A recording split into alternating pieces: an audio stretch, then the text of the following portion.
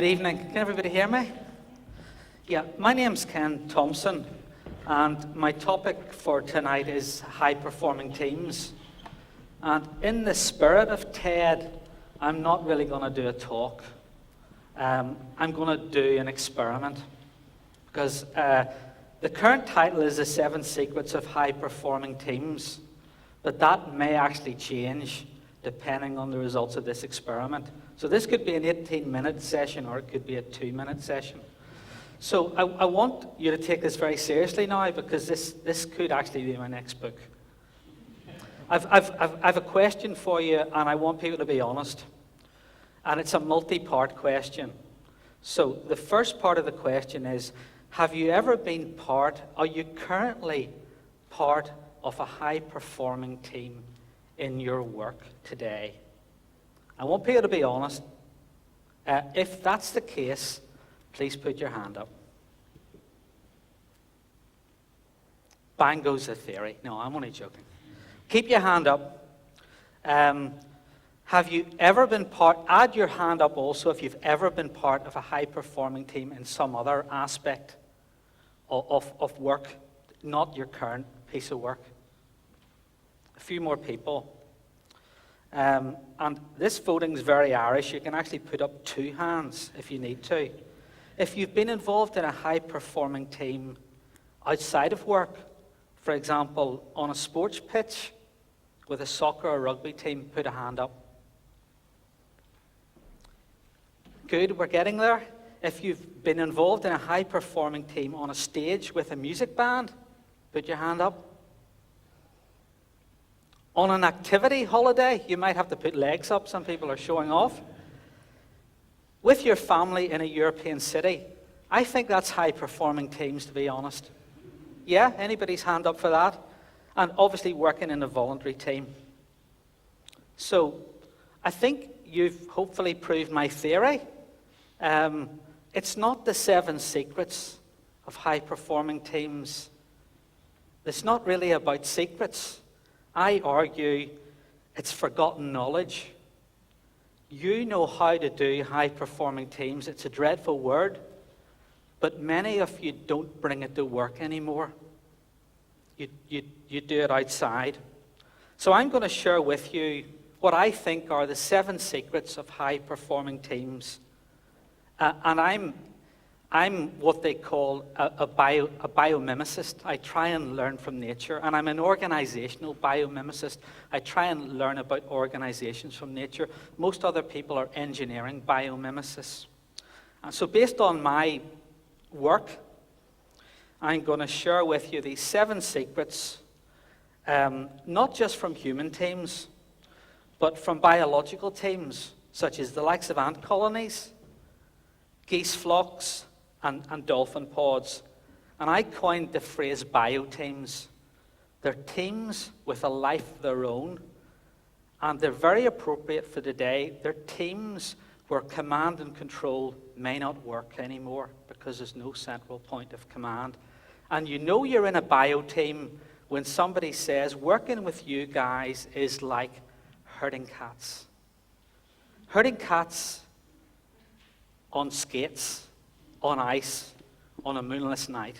That's kind of what my work involves. So let's see if we can share with you these seven secrets and see if you remember them again. Let's look at the first one. High-performing teams have clear rules of engagement. I call them ground rules. And there's really 3 things that you have to get straight with a team at the start. The first one I call a trust breaker. Now, there's 2 types of trust breakers. Let me give you an example. There's the red card. Okay. That means you're off the pitch. If you do this to me, I don't want to work with you anymore. You've broken my trust totally. But there's also the yellow card, and that means my trust isn't destroyed, but it's been damaged. So at the start of setting up teams, it's very easy to get the teams to identify what are the red cards and what are the yellow cards that need to be avoided. Now, one of the most common yellow cards in any team is the freeloader. The freeloader comes to the meeting just to see what's going on. And if it starts to get good, they might commit, but they're not going to commit until they see it going somewhere useful. So I do a lot of work with networks, and here's how we sort out freeloaders and networks. We're Freeloader of the Month award. And if you're Freeloader of the Month 2 months in a row, we really don't want you in the network. So that's the first thing. You have to sort out trust breakers. Secondly, you have to sort out the rules about information sharing. What will be public and what will be private? Now, you might be casual about this and say, we're going to share all information. In many teams, that's not practical. If you say that at the start and later on you find not to be true to that, then you will infuriate and demoralize the rest of the team. And the third thing is, what are the most likely conflicts that could occur in a team, and what is the process for resolving them? So very simple. Here's the amazing thing. In my experience, a group of people will write their ground rules down on one page, and 95% will agree on everything. But see, if you don't write it down, that little 5% will cause 95% of problems later on. So that's the first thing. Clear rules of engagement. Does that resonate with your experience in family and sport? High-performing teams know what they can count on each other for. There's a philosophical idea called karma. In simple terms, you get out of life what you put into it. And you know, in teams, I find people try to break that rule. They try to put nothing in, and they expect to get something out. And it just doesn't work. So how do you sort out the karma problem? 3 things. The first 2, all teams do. The goals of the team, obvious. The roles and responsibilities of each member, obvious. The third thing, the karma check. Do members' expectations and their inputs align? If people's expectations, are they doing enough to achieve their expectations? Or are they expecting everybody else to meet their expectations and they're going to freeload along? So that's the second thing. High-performing teams know what they can count on each other for, and those leaf-cutter ants are really counting on each other to form a bridge. High-performing teams have shared values and behaviors. Imagine your next EasyJet flight, and heaven forbid, there's an emergency. How would you feel if you saw the crew in a huddle, arguing furiously about what are we going to do? You'd be reaching for the parachute, which isn't under your seat. Now, shared behaviors can be amazingly simple. I'm a great fan of a computer graphics researcher called Craig Reynolds. And he wanted to know how you could model the most complex high-speed bird flocking behavior. And he was able to do it through just 3 individual behaviors. And birds aren't terribly smart, hence the term bird brain. So it had to be simple. So when you see the starlings flocking, you think of the 3 behaviors, and here they are. Separation. Don't fly so close to the other bird so that you hit it. Obvious. Alignment. Steer towards the average heading of the flock. And the third rule, cohesion. Stay close, don't all move apart, but remember rule 1 about hitting the other birds. And I would argue that human teams could probably put in place 7 key behaviors that would help them enormously to do complex coordination. Secret 4, I love these guys, the meerkats. Good teams have an effective early warning system. When I talk to teams, imagine down the middle of this room there's a line, okay? 2 sides of the line. When I talk to teams, I ask them, has the team crossed the line yet? And some of them know what I mean. Before you cross the line, the team are all looking out for each other. They're playing towards collective success. We're all on the good side of the line. Everybody's been there, yeah? However, if you cross the line, nobody believes the team are going to be successful anymore, but nobody's prepared to say. And where do you get this? The team members aren't playing for collective success anymore. They're playing to avoid individual blame. You're on the bad side of the line. The team is dead, but it won't be buried until the project's over. Why does a team cross the line? Often it's because of a team meeting. Somebody was made an example of in a team meeting, blamed, named, and shamed. And all the other team members said, that's never going to happen to me. From now on, my early warning system is off. I only look out for number one. With a good early warning system, every team member is looking out for everything on the team, not just those things that directly impact them. So high-performing teams have effective early warning systems. I love this one, the bird. Does anybody think that bird's going to be lunch? Unlikely. It's called the crocodile bird, and it feeds on the crocodile's teeth, and it cleans the crocodile's teeth. Don't try it at home. It's not a good way to feed the blackbirds. It's an example of symbiosis in nature, synergy between two independent species. High-performing teams have synergy between the team members, which means they can ask and receive help without losing face. If you and I are in the same team, we should trust each other's competency and our commitment. But we've got to recognize we're both blind and we miss things, sometimes very big things.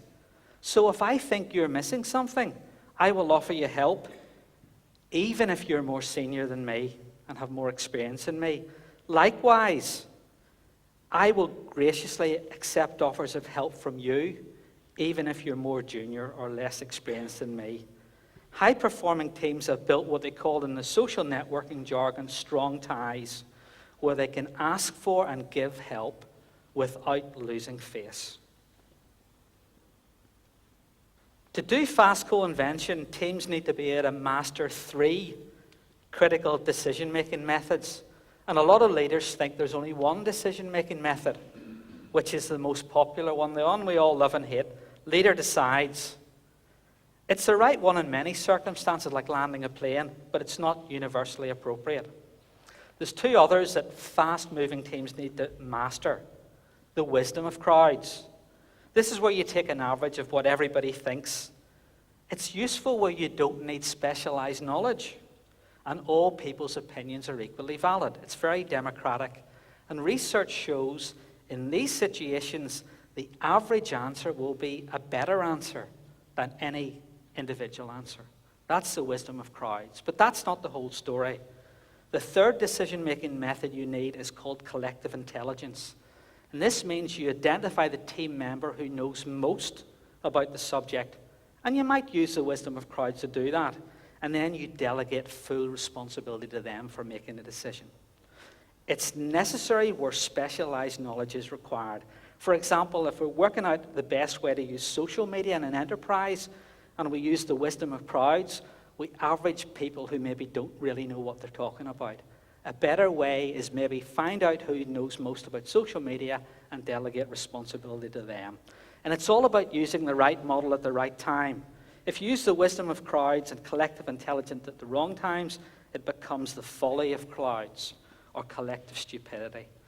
So to do fast co-invention, you need to have 3 decision-making methods, not just one. Apparently, elephants can communicate over huge distances, particularly if they're distressed.